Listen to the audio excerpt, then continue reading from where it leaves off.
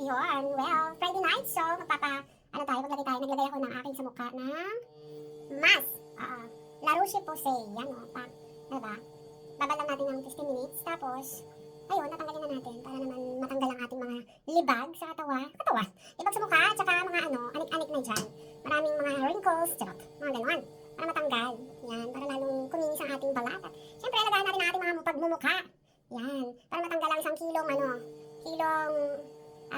tawag ito, kalyo. Yan, yun lang. Yun lang, guys. Yan, good Friday, guys. Bisu. Ngayon naman ay maglalagay tayo ng pipino.